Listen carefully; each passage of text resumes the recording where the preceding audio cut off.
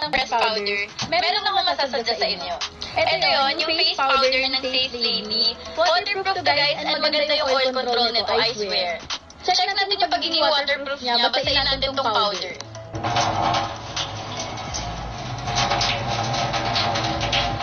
O diba, para walang nangyari kahit binasa ng water.